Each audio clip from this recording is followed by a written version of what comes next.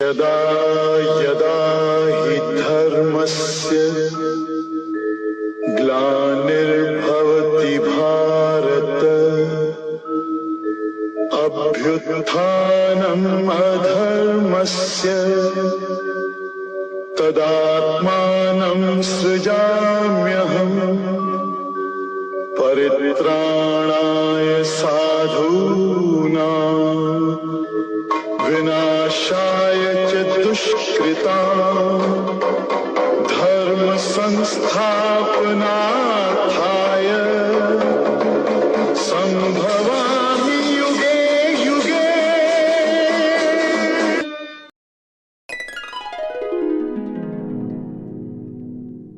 क्या कर्म दूसरे कर्म के प्रभाव को खत्म कर देता है?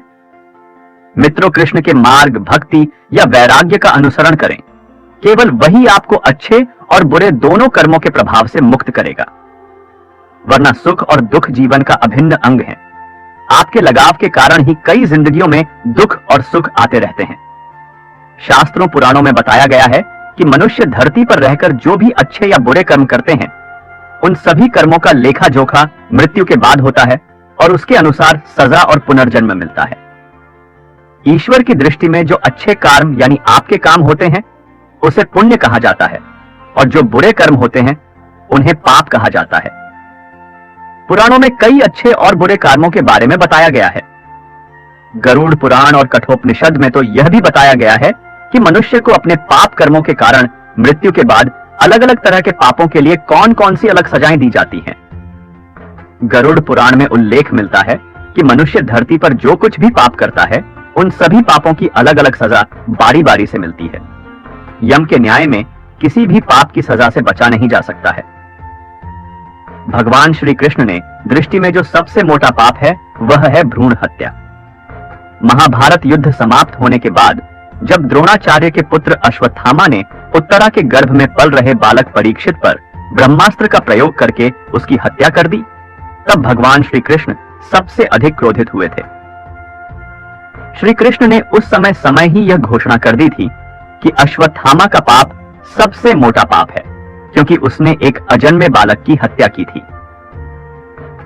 श्री कृष्ण ने इस पाप की सजा स्वयं अश्वत्थामा को दी थी। श्री कृष्ण ने अश्वत्थामा के सिर पर लगा चिंतामणि रत्न छीन लिया और शाप दिया कि तुमने जन्म तो देखा है, लेकिन मृत्यु को नहीं देख पाओगे, यानी जब तक सृष्टि रहेगी तुम धरती पर जीवित रहोगे और कष्ट प्राप्त करोगे।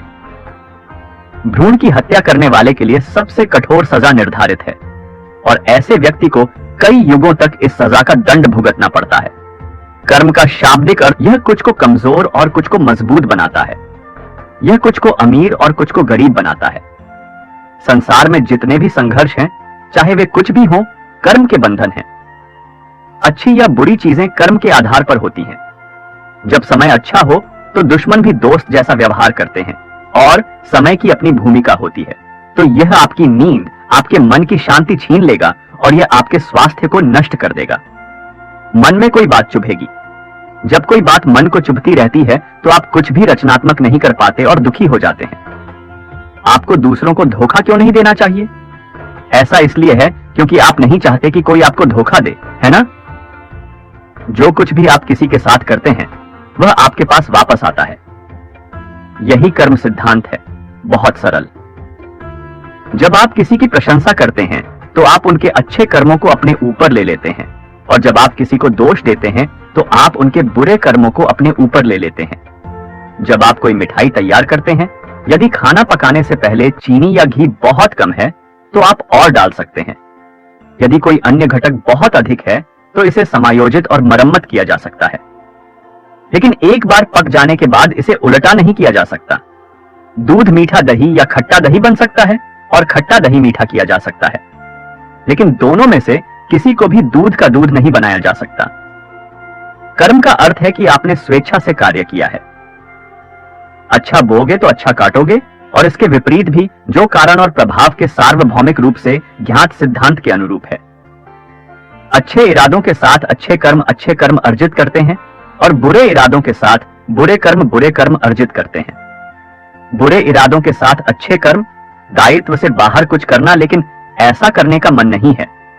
अच्छे कर्म अर्जित कर सकते हैं, लेकिन कोई बुरा कर्म भी नहीं। एक राजा महान धर्मात्मा, न्यायकारी और परमेश्वर का भक्त था। उसने एक बार ठाकुर जी का मंदिर बनवाया और एक ब्राह्मण को उसका पुजारी नियुक्त किया। वह ब्राह्मण महान सदाचारी, धर्मात्मा और संतोषी था। वह राजा से कभी कोई याचना और ना ही कोई मांग करता था। राजा भी उसके स्वभाव पर बहुत प्रसन्न था। उसने राजा के मंदिर में पूजा करते हुए 20 वर्ष गुजार दिए। उसने कभी भी राजा से किसी प्रकार का कोई प्रश्न नहीं किया। राजा के यहां एक बेटा पैदा हुआ। राजा ने उसे महान विद्वान बनाया और मोटा होने पर उसकी शादी एक सुंदर राजकन्या के साथ करा दी। शादी करके जिस दिन राजकन्या को अपने राजमहल में लाए, उस रात्रि में राजकुमारी को नींद न आई। वह इधर उधर घूमने लगी। जब अपने पति के पलंग के पास आई तो क्या देखती है कि हीरे जवाहरात वाली एक तलवार रखी हुई है।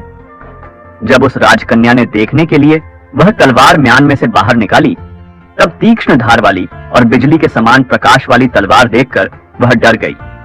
वह डर के मारे उसके हाथ से तलवार छूट गई और राजकुमार की गर्दन पर जा लगी।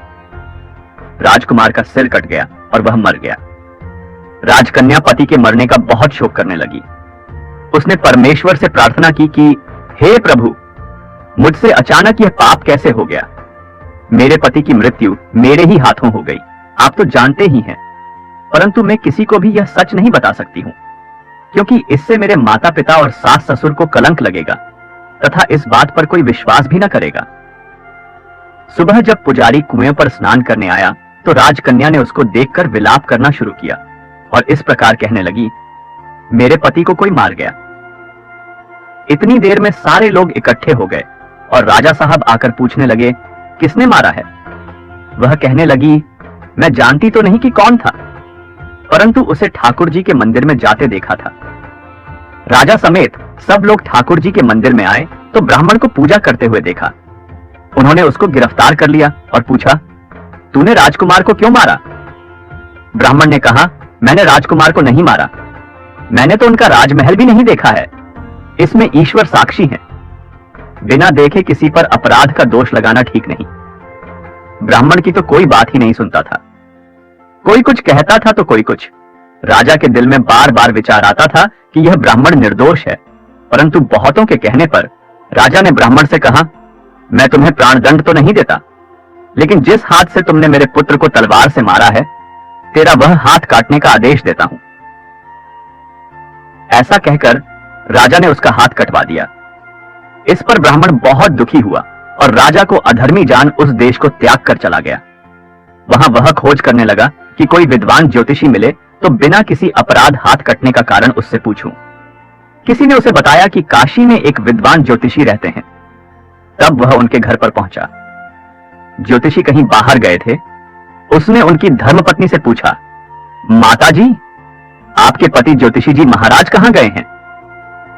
तब उस स्त्री ने अपने मुख से अयोग्य, असह्य दुर्वचन कहे, जिनको सुनकर वह ब्राह्मण हैरान हुआ और मन ही मन कहने लगा कि मैं तो अपना हाथ कटने का कारण पूछने आया था, परंतु अब इनका ही हाल पहले पूछूंगा। इतने में ज्योतिषी आ गए। घर में प्रवेश करते ही ब्राह्मणी ने अनेक दुर्वचन कहकर उनका तिरस्कार किया, परंतु ज्योतिषी जी चुप रहे और अपनी स्त्री को कुछ भी नहीं कहा। बाद में वे अपनी गद्दी पर आ बैठे। ब्राह्मण को देखकर ज्योतिषी ने उनसे कहा, कहिए, ब्राह्मण देवता, कैसे आना हुआ। ब्राह्मण ने कहा, आया तो था अपने बारे में पूछने के लिए, परंतु पहले आप अपना हाल बताइए कि आपकी पत्नी अपनी जुबान से आपका इतना तिरस्कार क्यों करती है। जो किसी से भी नहीं सहा जाता और आप सहन कर लेते हैं, इसका कारण क्या है। ब्राह्मण की बात सुनकर ज्योतिषी ने कहा, यह मेरी स्त्री नहीं, मेरा कर्म है। दुनिया में जिसको भी देखते हो, अर्थात भाई, पुत्र, शिष्य, पिता, गुरु, संबंधी, जो कुछ भी है, सब अपना कर्म ही है। यह स्त्री नहीं, मेरा किया हुआ कर्म ही है और यह भोगे बिना कटेगा नहीं। अवश्य मेरे भोक्तव्यं कृतं कर्म शुभाशुभम ना भुक्तं क्षीयते कर्म कल्पकोटिष्तेरपि। अपना किया हुआ जो भी कुछ शुभ अशुभ कर्म है, वह अवश्य ही भोगना होता है। बिना भोगे तो सभी जन्मों के गुजरने पर भी कर्म नहीं टल सकता।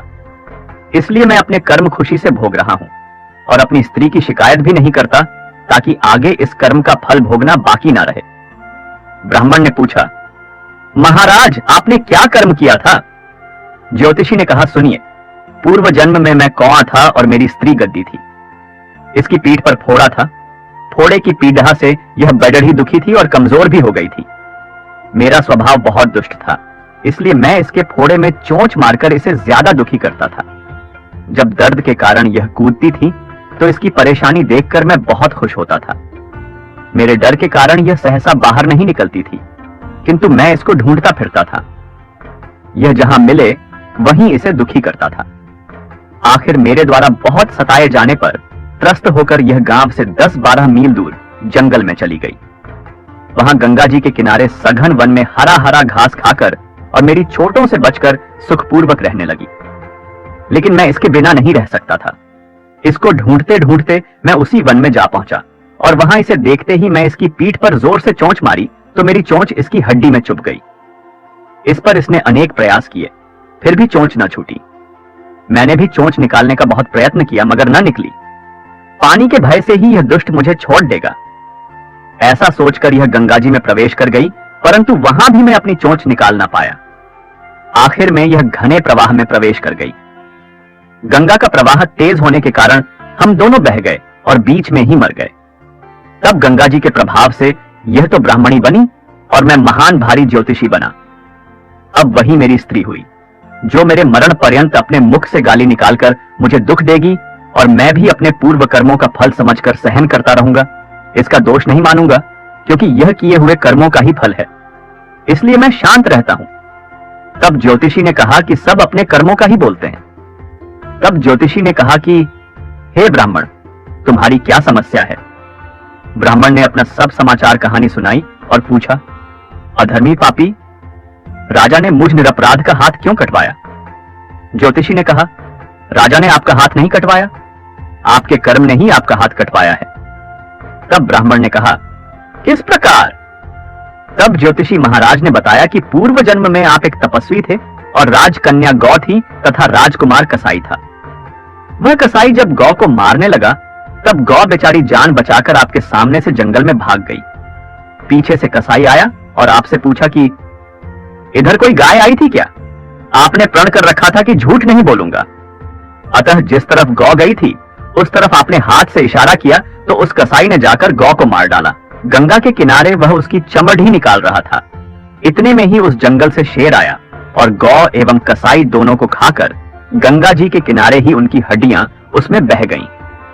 गंगा जी के प्रताप से कसाई को राजकुमार और गौ को राजकन्या का जन्म मिला एवं पूर्व जन्म के किए हुए उस कर्म ने एक रात्रि के लिए उन दोनों को इकट्ठा किया। क्योंकि कसाई ने गौ को हंसिए से मारा था, इसी कारण राजकन्या के हाथों अनायास ही तलवार गिरने से राजकुमार का सिर कट गया और वह मर गया। इस तरह अपना फल देकर कर्म निवृत्त हो गया।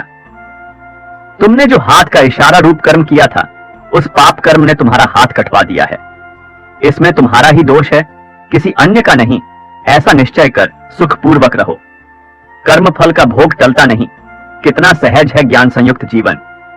यदि हम इस कर्म सिद्धांत को मान लें और जान लें तो पूर्वकृत घोर से घोर कर्म का फल भोगते हुए भी हम दुखी नहीं होंगे, बल्कि अपने चित्त की समता बनाए रखने में सफल होंगे।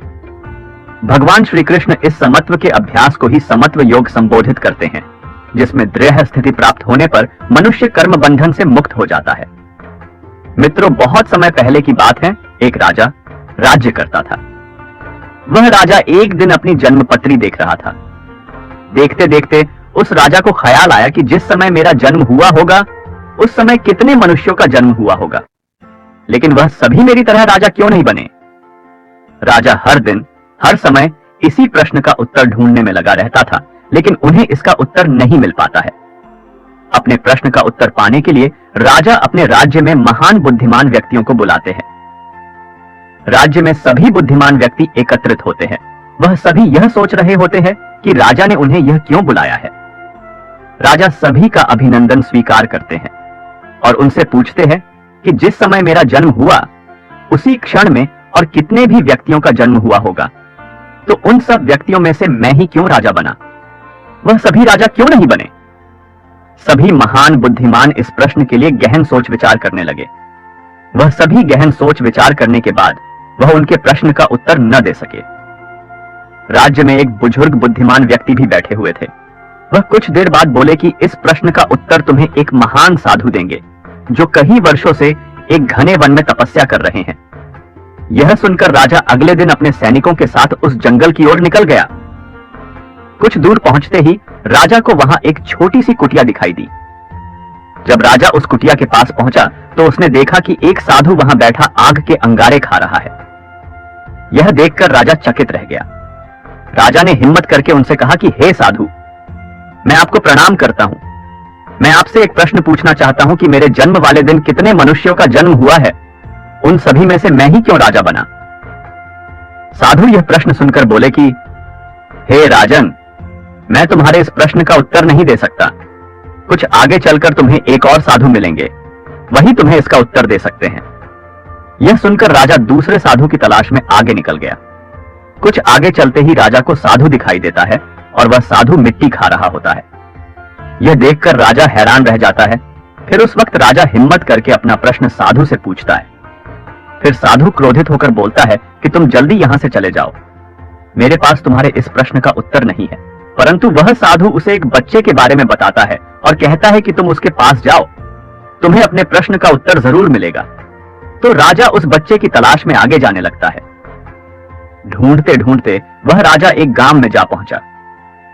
राजा को कुछ समय बाद वह बच्चा मिल गया। वह बहुत ही बीमार था। राजा ने उस बच्चे से अपना प्रश्न पूछा और बच्चा बोला कि राजन, हम पिछले जन्म में 4 भाई थे। एक बार हम चारों भाई किसी जंगल में भटक गए थे और हमें वहां कई दिन हो गए थे। हमारे पास केवल जरा सा आटा था और उसकी हमने रोटियां बना ली थी। जैसे ही हम वह खाने लगते हैं, हमारे पास एक बाबा आते हैं। वह बाबा बहुत भूखे थे, वह हमसे भोजन मांगते हैं। ऐसे में सबसे बड़ा भाई बोला कि यदि हमने आपको यह भोजन दे दिया तो हम क्या अंगारे खाएंगे? दूसरा भाई बोला कि अगर हमने भोजन दे दिया तो क्या हम मिट्टी खाएंगे? अब जब मेरी बारी आई तो मैंने भी रोटियां देने से मना कर दिया। परंतु राजन, तुम बहुत दयालु थे। तुमने अपने हिस्से का भोजन उस बाबा को देकर उसका पेट भरा और तुम्हारे इस पुण्य के कारण तुम इस जन्म में राजा बने। रास्ते में जो तुम्हें अंगारे खाते हुए और मिट्टी खाते हुए साधु मिले थे, वह दोनों तुम्हारे भाई थे। तुम्हारा तीसरा भाई मैं हूं जो इस समय मौत के मुंह में हूं। हे राजन, इसी प्रकार हम सभी भाइयों को अपनी अपनी करनी का फल मिला है। राजा को यह सुनकर अपने प्रश्न का उत्तर मिल जाता है। तो दोस्तों, अगर आप चैनल पर नए हो तो वीडियो को लाइक करें और कमेंट में जय श्री राधे कृष्णा जरूर लिखें। मित्रों, एक समय की बात है, एक प्रतापी राजा था। उसने अपने राजमहल में ब्राह्मणों के भोजन का आयोजन किया और यह आयोजन उसने अपने बाग बगीचे वाले स्थान पर रखा था, इसलिए रसोइया भी उसी स्थान पर जाकर भोजन पका रहा था। उसी समय आकाश से एक चील आया। उस चील ने अपने मुंह में एक सर्प को दबाया हुआ था और जब वो चील उस बगीचे के ऊपर से जा रहा था, उस समय उस सांप ने उस चील को डसने की कोशिश करी, जिसके कारण जहर की कुछ बूंदें उस बर्तन में गिर गई जिसमें ब्राह्मणों के लिए भोजन पकाया जा रहा था। लेकिन उस समय उस रसोइये को इस बात का पता नहीं चला, उसे बिल्कुल भी आभास नहीं हुआ कि जहर की बूंदें इस बर्तन में गिर गई हैं। फलस्वरूप वो सारा भोजन जहरीला हो गया और यह भोजन ब्राह्मणों ने खा लिया। तो जहरीला भोजन करने के कारण सभी ब्राह्मणों की मृत्यु हो गई और एक साथ इतने ब्राह्मणों की मृत्यु हो जाना कोई अच्छी बात नहीं थी और यह तो घोर पाप हुआ। अब भगवान के सामने यह सवाल उठा कि इस पाप की सजा किसको दी जाए।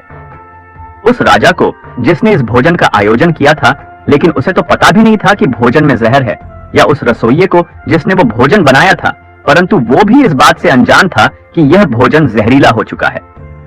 तो क्या सजा उस चील को दी जाए जो उस सर्प को लेकर वहां से निकला, और या फिर सजा उस सांप को दी जाए जिसने आत्मरक्षा के लिए उस जहर को उगला? तो यह बहुत ही असमंजस की स्थिति बन गई कि आखिर इतने महाघोर पाप की सजा किसको दी जाए। तो इस कर्म की सजा के लिए काफी दिन बीत गए। फिर एक दिन कुछ ब्राह्मण उस नगर में आए और उन्होंने एक महिला से राजमहल का पता पूछा। उस महिला ने राजमहल का पता बता दिया, लेकिन पता बताने के बाद उस महिला ने उन ब्राह्मणों से कहा कि आप जा तो रहे हैं राजमहल, लेकिन थोड़ा संभल कर जाना, क्योंकि ये जो राजा है ये ब्राह्मणों को भोजन में जहर मिलाकर दे देता है। उस महिला के इतना कहते ही भगवान ने कहा कि इस कर्म के फल का अधिकारी मुझे मिल गया है। तो सभी ने भगवान से पूछा कि वो कौन है। तो भगवान ने कहा कि इस महिला को इस कर्म की सजा दे दी जाए। तब सभी आश्चर्यचकित हो गए और वो बोले कि वो महिला तो उस समय वहां मौजूद भी नहीं थी, ना उसने जहर मिलाया, ना उसने भोजन पकाया और ना ही उसने उन ब्राह्मणों को भोजन कराया, फिर इसकी सजा उसे क्यों दे रहे हैं? तब भगवान ने कहा कि किसी भी कर्म का आनंद जो सबसे ज्यादा लेता है उसी को उसका फल भुगतना होता है। इस पूरे कर्म में न रसोइये को आनंद की अनुभूति हुई, न राजा को आनंद की अनुभूति हुई, न सर्प को हुई और उस चील को हुई, लेकिन इस घटना से सबसे ज्यादा आनंद और सबसे ज्यादा रस इस महिला को ही मिला है। इसलिए इस कर्म की सजा इसे भी भुगतनी होगी। तो दोस्तों, इस कहानी से हमें यह शिक्षा मिलती है कि कर्म के फल को समझना इतना आसान नहीं है। हमारे शब्द ही हमारे कर्म हैं। हम जो काम करते हैं वो तो हमारे कर्म होते ही हैं, लेकिन जो हमारी किसी के प्रति भावनाएं हैं वही हमारे कर्म हैं। हमारे विचार ही हमारे कर्म हैं। अगर आपने अपने विचारों पर नियंत्रण करना सीख लिया तब आप एक महान इंसान बन जाते हैं। साथियों, मैं आपको हृदय से शुभकामनाएं देना चाहता हूं कि आप बहुत ही भाग्यशाली हैं, क्योंकि आपने भगवान श्री कृष्ण की प्रेरणा से ही श्रीमद् भगवद गीता के कर्मफल के इस वीडियो को देखने का मन बनाया। मुझे पूरा विश्वास है कि इस वीडियो को पूरा अंत तक देखने और शांत मन से इसकी बातों को सुनने और समझने के बाद आपके विचारों और जीवन में बहुत ही सकारात्मक बदलाव आने वाले हैं। साथियों, मेरा खुद का अनुभव कहता है कि अगर आप इस बहुमूल्य ज्ञान का लाभ अधिक से अधिक लेना चाहते हैं तो इस कर्मफल की बात को पूरा अंत तक सुनें। हर रोज सुबह और रात को सोने से पहले जरूर सुने और दूसरों को भी सुनाएं, क्योंकि जिस तरह खुशियां बांटने से मिलती है उसी प्रकार इस ज्ञान को आप जितने ज्यादा लोगों के साथ शेयर करेंगे उतना ही भगवान श्री कृष्ण की कृपा और इस गीता ज्ञान की ज्योति आपके जीवन में भी प्रकाश फैलाएगी।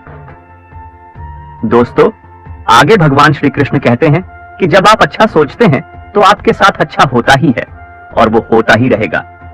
इसीलिए दोस्तों, किसी के भी बुरे कर्मों की आलोचना नहीं करनी चाहिए। पुराणों में बताया गया है कि मनुष्य अपने कर्मों के अनुसार या तो स्वर्ग में जाता है या नरक में। नरक के बारे में पुराणों में लिखा है कि नरक कई प्रकार के होते हैं, जिनके अंदर पापी मनुष्य की आत्मा को कई तरह की यातनाएं मिलती हैं। मित्रों, हम जो भी कर्म करते हैं, चाहे वो सही हो या गलत, हमें एक दिन उसका फल भोगना ही होता है। जिंदगी अगर हंसाए तो समझ लीजिए कि अच्छे कर्मों का फल मिल रहा है, और जिंदगी अगर रुलाए तो समझ लीजिए यह भी आपके कोई बुरे कर्मों का फल मिल रहा है। कर्म तो हम सभी करते हैं। अच्छे कर्म करेंगे तो अच्छा फल मिलेगा, और अगर अच्छे कर्म नहीं करेंगे तो बुरा फल ही मिलेगा। यह जो कर्म हम करते हैं, अच्छे या बुरे, ये हमें कभी भूलते नहीं हैं। हमें इनका फल आज नहीं तो कल जरूर मिलना होता है। लेकिन कई बार जब हमें बहुत दुख मिल रहे होते हैं तब हम बोलते हैं कि हमने तो कोई बुरा कर्म नहीं किया, हमने तो किसी का कभी बुरा किया ही नहीं, फिर हमें क्यों इतने दुख मिल रहे हैं? लेकिन दोस्तों, हमने कर्म किए जरूर होते हैं। अगर इस जन्म में नहीं किए तो पुराने जन्म में किए होंगे, और पुराने जन्म का तो हमें याद नहीं होता ना, क्योंकि हम इंसानों से तो चालाकियां और छल कर सकते हैं, लेकिन उस भगवान से नहीं। कर्मों का सिद्धांत बहुत ही सरल है। जैसा आप किसी को दोगे वैसा ही आपको वापस मिलेगा। तो अपने मन से फैसला कर लीजिए कि आपको क्या चाहिए। तो अगर आप इस ब्रह्मांड को सकारात्मक ऊर्जा दोगे तो आपको भी सकारात्मक ऊर्जा ही मिलेगी। इसलिए कर्म करने से पहले एक बार अवश्य सोचें, क्या मैं यह सही कर रहा हूं? अगर कर्म करने से पहले अच्छे से सोच ले तो शायद हम बुरा कर्म करने से बच सकते हैं। अगर आपने अपने आप को बचा लिया तो सजा से भी बचा लिया। आपने बुरा कर्म कर लिया तो एक ना एक दिन भगवान अवश्य सजा देगा। इस जन्म में नहीं, अगले जन्म में ही कर्मों का फल भोगना पड़ता है। श्री कृष्ण जी ने भी गीता में कर्मों को ही सबसे उत्तम बताया है, क्योंकि कर्म हो हमारे भाग्य का निर्माण करते हैं। अगर हम अच्छे कर्म करेंगे तो हमारे साथ अच्छा होगा, अगर हम बुरे कर्म करेंगे तो हमारे साथ बुरा ही होगा। भगवान की न्याय व्यवस्था बहुत ही ज्यादा सुदृढ़ है। कर्म का फल अच्छे कार्य करने वाले को अच्छा और बुरे कर्म करने वाले को बुरा फल अवश्य ही भोगना होता है।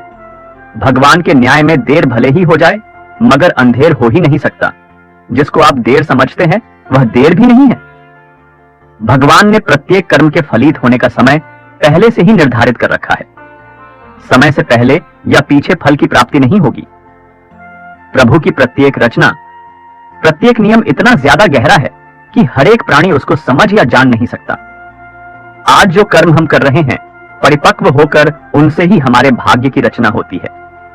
हमारे भाग्य के निर्माता हम खुद ही है और प्रत्येक मनुष्य को उसके भाग्य के अनुसार उसे फल या कुफल अवश्य ही भोगना होगा। इस समय हम जो दुख सुख भुगत रहे हैं, यह हमारे ही पिछले जन्मों का या इसी जन्म के हमारे किए गए पुण्यों या बुरे कर्मों के पापों का फल है। प्रभु को दोष नहीं देना चाहिए। भगवान का एक विधान यह है कि हमारे कर्म, विचार और भावना के अनुसार ही हमें सुख या दुख की प्राप्ति होगी और वह सुख या दुख हमें खुद को ही भोगना होगा। मनुष्य के कब किए हुए पाप का फल कब मिलेगा, इसका कुछ पता नहीं। भगवान का विधान विचित्र है।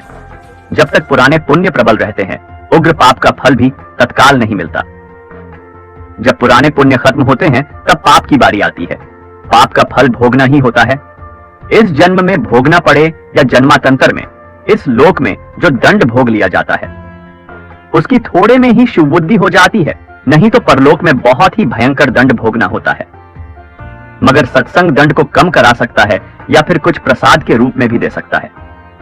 अपने दुखों को हंस हंस के झेलो या रोकर झेलो, यह हमारे कर्मों का फल तो हमें अवश्य ही मिलेगा। फिर रोकर क्यों झेले? रोने से कष्ट दुगना हो जाता है और हंसते हंसते रहने से आधा हो जाता है। जिस दिन पाप कर्म हो जाए तो अगले दिन उपवास रखो। यह एक उत्तम कर्म भूमि है। कर्म तो करना पड़ेगा, कर्म नहीं करोगे तो पाप छड़ेगा। जैसा कार्य कर्म होगा वैसा ही फल भी भोगना पड़ेगा। फिर दुष्कर्म क्यों करें? प्रत्येक कर्म प्रभु को याद करके करेंगे तभी अच्छे फल ही भोगेंगे। धन, दौलत, सुयश, खुशियां, सफलताएं, सुखी परिवार रोना हमारे कर्मों का फल है और तकलीफ, दुख, बीमारी, आफत, दुखी परिवार रोना हमारे ही बुरे कर्मों का फल है। भूतकाल में हमने जो किया था उसका फल हमें अब मिल रहा है।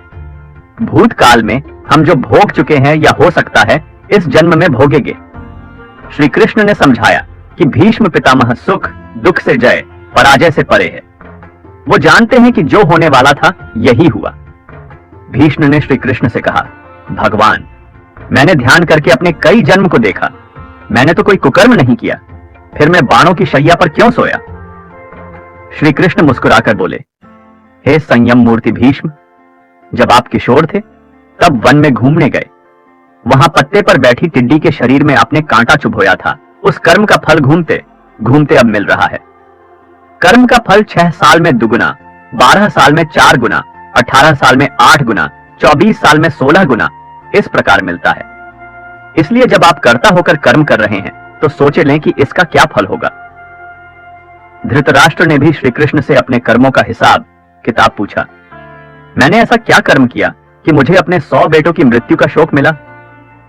मैंने भी अपने 100 जन्मों तक पीछे देखा है कृष्ण, लेकिन ऐसा कोई कर्म मैंने नहीं किया।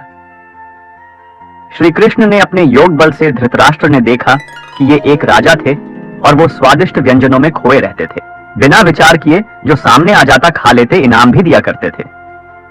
एक दिन रसोइये ने हंस के 100 बच्चों का मांस बनाकर एक एक करके राजा को खिला दिया। श्री कृष्ण ने कहा, धृतराष्ट्र जी, आप स्वाद में अंधे हो गए, तभी आप इस जन्म में अंधे बने।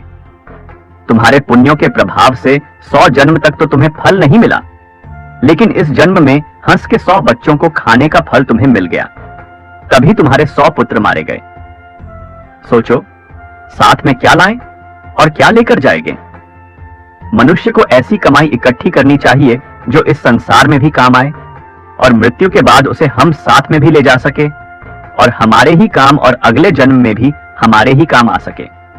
और सभी जानते हैं कि हम खाली हाथ नंगे इस संसार में आए और खाली हाथ ही जाना होगा।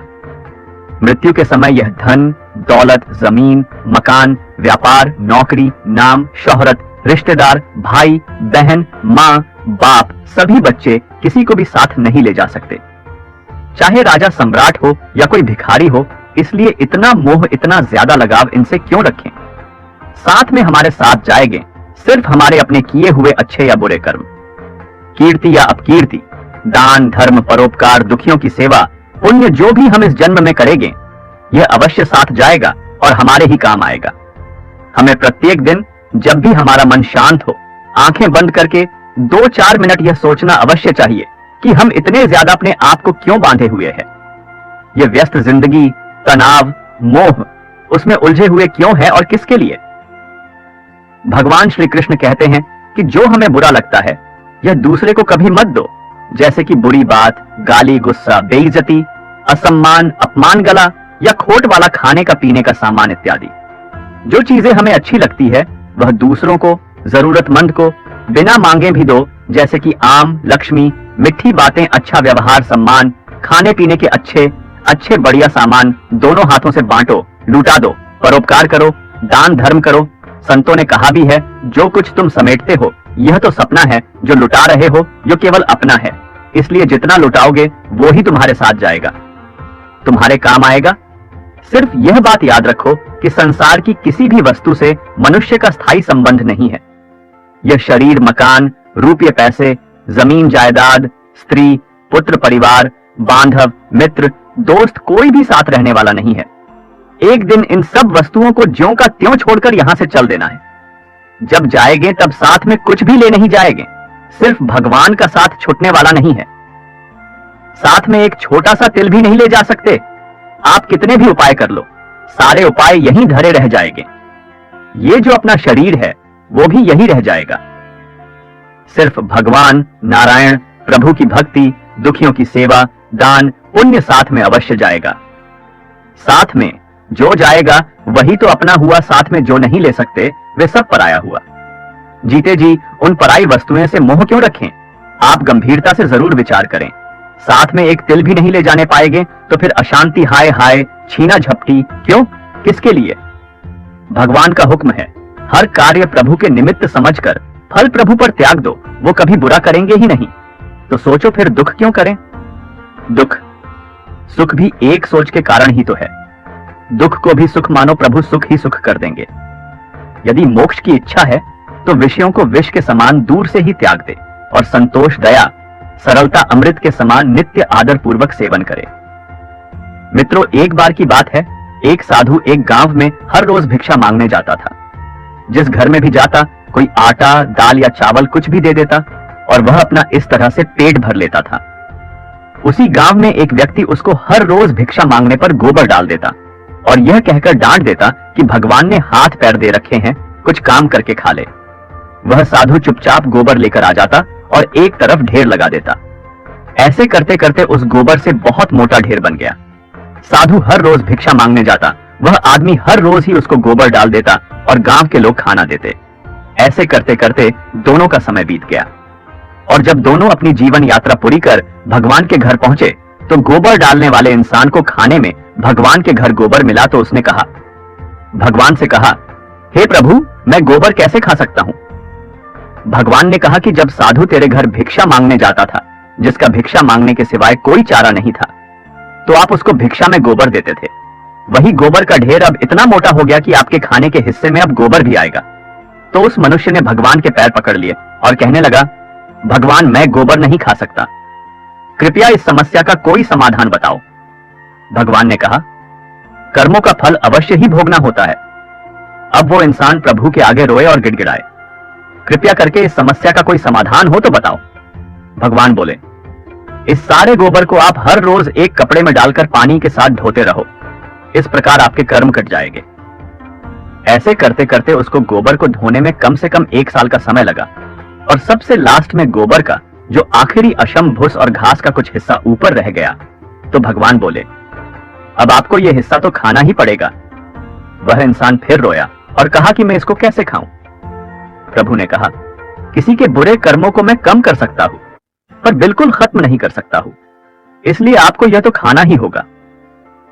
भगवान ने उसे समझाया कि आप गोबर खाने से बच गए, अगर आप उसको ना धोते तो वह सारा गोबर आपको खाना होता। फिर उसने वो गोबर का कचरा खाया। इसी प्रकार जब हम जमीन में कोई फल का पौधा लगाते हैं तो उसको उगने में और मोटा होने में समय लगता है और फिर कहीं साल 2 साल बाद मोटा होता है। फिर उस पर फल लगते हैं, क्योंकि किसी भी कर्म का फल एक दिन में नहीं मिलता, चाहे वह अच्छा हो या बुरा। यह अब आपके ऊपर निर्भर करता है कि आप कर्म कौन सा कर रहे हो। फल मिलने में समय जरूर लगेगा पर मिलेगा जरूर। यही समय और परमात्मा का नियम है कि हमारे द्वारा किए गए हर कर्म का सुख और दुख हमारे कर्मों के ऊपर ही निर्भर करता है। हमें सुख और दुख अपने द्वारा किए गए कर्म का हिसाब किताब चुकता कर रहे हैं। कर्मों का फल हमें अवश्य ही भुगतना ही पड़ेगा। इसलिए जब हम किसी को दान देते हैं तो सोच समझ कर दे, क्योंकि एक दिन हमें वह डबल होकर मिलेगा। इसी प्रकार हर काम करते समय भी ध्यान रहे थे कि हम कौन सा काम सही कर रहे हैं, कौन सा गलत हो रहा है। इसलिए कभी भी भूलकर भी किसी की आत्मा ना दुखाए, जितना हो सके अपनी तरफ से अच्छा ही करें। कर्मों के फल का वीडियो देख के अगर आपको अच्छा लगा हो तो आप वीडियो को लाइक करें, और चैनल पर नए हो तो चैनल को सब्सक्राइब करें, और कमेंट में जय श्री राधे कृष्णा जरूर लिखें। धन्यवाद। जय श्री राधे कृष्णा।